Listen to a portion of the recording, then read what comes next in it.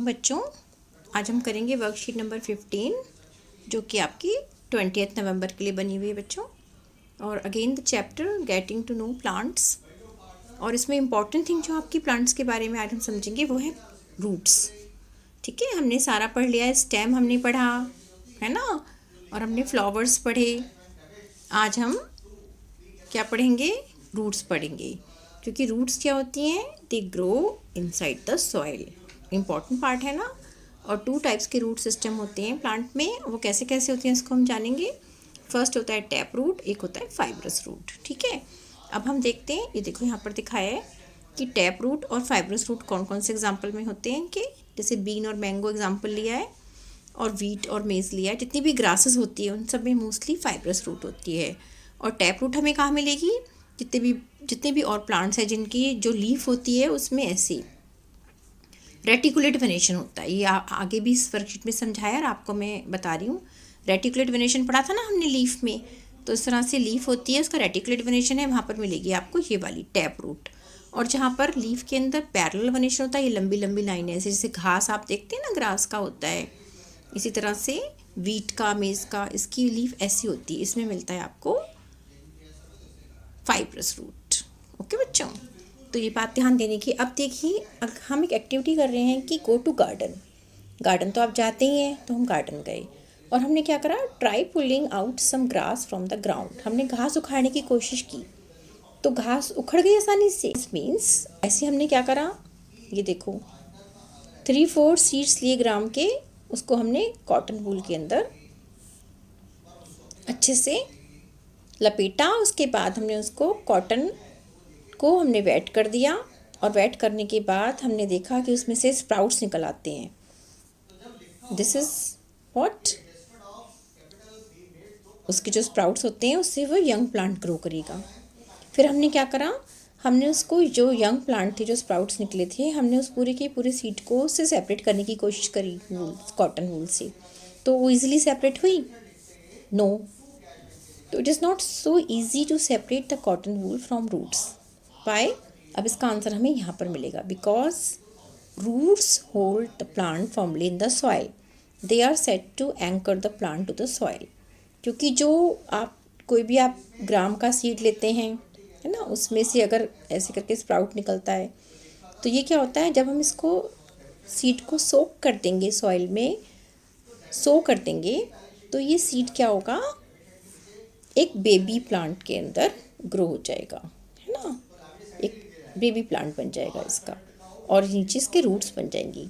तो ये भी इसकी स्टार्टिंग होती है, जब इसमें से जर्मिनेशन होता है और इसमें से ये इसका स्प्राउट निकलता है। ठीक है बच्चों, तो रूट का इम्पॉर्टेंट फंक्शन क्या आया कि रूट जो होती है प्लांट को फर्मली होल्ड करके रखती है सॉइल में। अब देखिए, एक और एक्टिविटी करी। इसमें हमने ये दो पॉटेड प्लांट लिए हैं। एक को हमने क्या करा है? ये देखिए,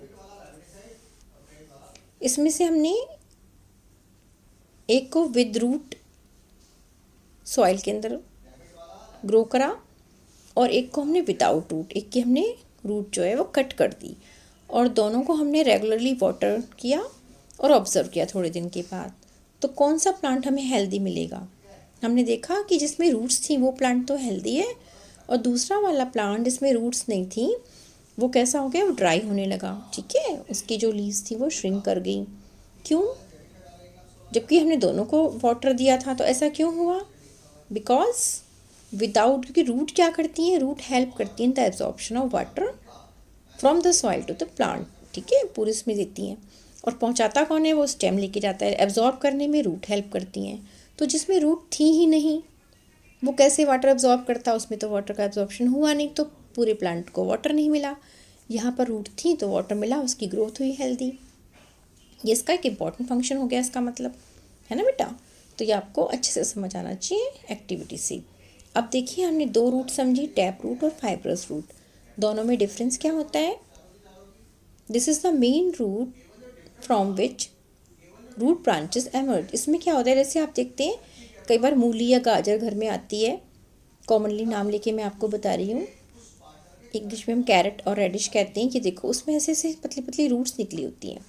तो ये क्या? टैप रूट है। मतलब एक मेन होगी रूट ऐसे उसकी साइड से फिर ब्रांचेस निकलेंगी। ये होती है टैप रूट की पिक्चर, ठीक है। एग्जाम्पल्स बीन, मैंगो, ये सब बताए हैं। और इनकी मोस्टली जिसमें भी टैप रूट होगी उसके सारे प्लांट्स में कैसा वेनेशन होगा, जैसे स्टार्टिंग में बताया रेटिकुलेट वेनेशन होगा। लेकिन अगर फाइब्रस रूट को देखें तो वो जहाँ पर सॉइल के अंदर एक जगह से सारी रूट्स एमर्ज करती हैं ऐसे गुच्छे के फॉर्म में, तो ये क्या फाइबर, ये फाइब्रस रूट है। और ये किस में मिलती है, ग्रास में, जिसमें पैरेलल वेनेशन होता है। घास उगी होती है, घास को उखाड़ते हैं तो उसकी रूट हमें ऐसी दिखेगी। ओके, ये बात क्लियर हुई। आप देखेंगे what are the functions of root. हमने फंक्शंस पढ़े रूट के, कि रूट क्या करती है, प्लांट को होल्ड करती है। और इम्पॉर्टेंट फंक्शन क्या है, it provides helps in the absorption of water, ठीक है, इंपॉर्टेंट फंक्शन है रूट का। और यहाँ से आप देखिए it holds the plant firmly in the soil.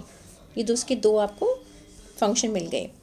Difference between tap root and fibrous root वो आप यहाँ से लिख देंगे। मैंने आपको बताया भी कि टैप रूट है, ये फाइब्रस रूट को बताया गया है। अब देखिए fill in the blanks.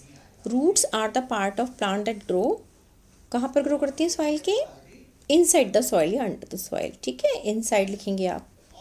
Then next question, there are dash type of roots, कितनी होती है, 2 टाइप्स। टू लिख देंगे या 2 आप नंबर में भी लिख सकते हैं। Plants having reticulate venation also have, reticulate venation है तो उसमें कौन सी रूट होगी, टैप रूट, है ना। और अगर पैरेलल वेनेशन होता है तो फाइब्रस होती है। तो उन्होंने क्वेश्चन ऐसे बना लिया कि plants having fibrous root also have parallel venation. Okay, तो ये आंसर आपके पास आ गया, आंसर डी के लिए है ये। क्लियर। तो आप ध्यान से इसको अच्छे से समझ कर करना। साथ साथ हमें एक ये बात भी ध्यान रखनी है कि maintaining a distance of 6 feet for the prevention of कोविड-19, ये भी आपको बहुत ध्यान रखना है। और मास्क लगा कर रहना है, कहीं भी बाहर जाते हैं तो इसके लिए हमें बहुत ज़रूरी प्रिकॉशंस लेना। ओके बच्चों, तो अपने वर्कशीट भी डिस्कस कर लिए अच्छे से, और अब आप क्वेश्चन आंसर करेंगे और मेरे इस पर अच्छे से पोस्ट करेंगे। थैंक यू बच्चों।